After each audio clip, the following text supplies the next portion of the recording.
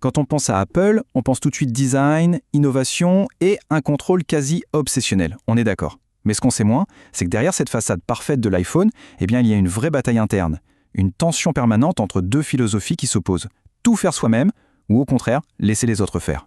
Alors, qui fabrique vraiment l'iPhone ? On pourrait penser que la réponse est simple, mais en fait, elle est bien plus complexe que ça. C'est même la clé pour comprendre toute la puissance d'Apple. C'est un vrai casse-tête industriel et stratégique. Allez, on va plonger dans les coulisses pour y voir plus clair. Au fond, tout se résume à ce choix. D'un côté, on a la forteresse. On fait tout en interne pour maîtriser la qualité à 100%, et surtout pour protéger ses secrets.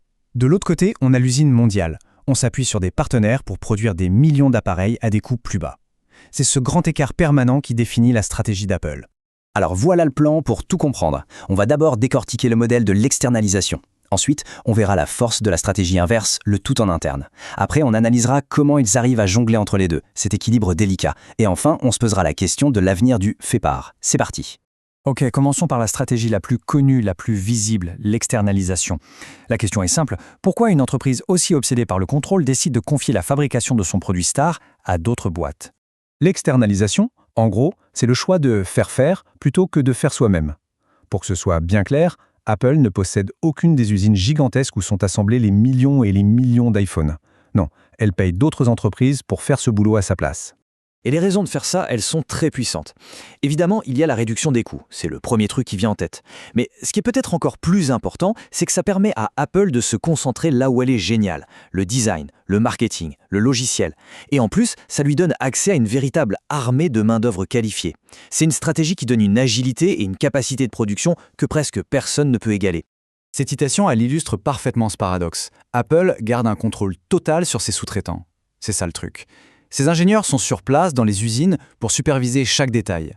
Ils vont même jusqu'à investir des milliards dans les chaînes de production de leurs partenaires, juste pour être sûrs d'avoir l'exclusivité et une qualité irréprochable. C'est assez fou. Les noms les plus connus de ces partenaires, ce sont des géants comme Foxconn ou Wistron, qui sont historiquement basés en Chine. Mais regardez bien le mouvement récent vers l'Inde. Là, attiré par des aides du gouvernement, Apple cherche clairement à moins dépendre d'un seul pays. C'est un vrai jeu d'échecs géopolitique qui se joue sous nos yeux. Le problème, c'est que cette dépendance envers des partenaires, même s'ils sont très contrôlés, ça crée une sacrée vulnérabilité. Et parfois, le système se fissure. Souvenez-vous, fin 2022, des manifestations énormes dans la plus grande usine d'iPhone du monde, à Zhengzhou en Chine, ont complètement paralysé la production. Le résultat, une chute potentielle de 30% de la production. En un seul mois. C'est un rappel assez brutal que l'externalisation, ça veut aussi dire accepter de perdre une partie du contrôle. Alors, face à ces risques, et puis aussi pour pousser l'innovation toujours plus loin, Apple a une contre-attaque bien rodée, l'intégration, c'est-à-dire reprendre en main la fabrication des composants les plus importants, les plus stratégiques. L'intégration, c'est en fait la philosophie de base de Steve Jobs, le retour à la forteresse. C'est décider de faire soi-même pour maîtriser la technologie de A à Z, la qualité, et bien sûr, pour garder ses secrets bien au chaud. Et là, les avantages sont limpides. Ça permet de créer des produits que personne d'autre ne peut copier, ça permet de ne plus dépendre de fournisseurs qui sont aussi parfois des concurrents, et ça permet de contrôler l'expérience de bout en bout de la puce électronique jusqu'à la vente dans un Apple Store. Et cette marche vers l'indépendance, ce n'est pas nouveau, c'est une stratégie de très longue haleine. D'abord, il y a eu l'abandon d'Intel pour les processeurs de Mac, avec leur propre puce silicone. Demain, l'objectif, c'est de se passer de Qualcomm pour les modems 5G. Et après-demain, qui sait, peut-être de Samsung pour les écrans ? C'est une vraie quête d'indépendance technologique. Mais attention, cette indépendance, elle a un coût absolument colossal. Apple a annoncé vouloir investir 430 milliards de dollars aux États-Unis, en grande partie pour développer ces technologies en interne. Le chiffre donne le vertige. C'est un pari financier monumental. Et bien sûr, ce n'est pas sans risque, parce que racheter et intégrer des dizaines de petites boîtes spécialisées, comme Apple le fait tout le temps, ça crée une complexité organisationnelle énorme. Il y a des défis culturels, des défis de management, et le risque de rendre la stratégie globale un peu moins claire.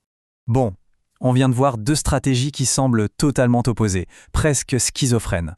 Mais le vrai secret, la vraie clé de la réussite d'Apple, ce n'est pas de choisir l'une ou l'autre, c'est de les faire cohabiter. En fait, quand on les met côte à côte comme ça, on voit tout de suite à quel point les deux stratégies se complètent à la perfection. L'externalisation, elle offre la capacité de production de masse et la flexibilité que l'intégration ne pourrait jamais atteindre. Et de son côté, l'intégration offre le contrôle et la capacité d'innovation que l'externalisation ne peut pas garantir. Et voilà, c'est précisément là que réside le génie d'Apple. L'entreprise externalise les bras de l'opération, c'est-à-dire l'assemblage, une tâche énorme mais à plus faible valeur ajoutée, et pendant ce temps, elle intègre le cerveau, la conception des composants clés, comme le processeur, qui eux font toute la différence. Mais cette double stratégie, ce n'est pas juste une histoire qui concerne Apple. Non, elle nous révèle quelque chose de bien plus profond sur l'état de notre économie mondiale aujourd'hui. La décision d'Apple de diversifier sa production en dehors de la Chine ou de rapatrier la conception de ses puces, ça a des implications géopolitiques gigantesques. En fait, c'est le reflet d'une tendance mondiale. Les entreprises cherchent à rendre leur chaîne d'approvisionnement plus solide, plus résiliente, même si ça leur coûte plus cher. La sécurité est en train de prendre le pas sur le coût. Et tout ça, ça nous laisse avec une question fondamentale pour l'avenir. Est-ce que le modèle de la mondialisation, qui est basé sur le faire au moindre coût, est en train d'arriver à sa fin ? Est-ce que l'exemple d'Apple, qui cherche de plus en plus à faire lui-même ce qui compte le plus, est le signe d'un grand retour vers une fabrication plus locale, plus intégrée ? C'est une question ouverte et passionnante.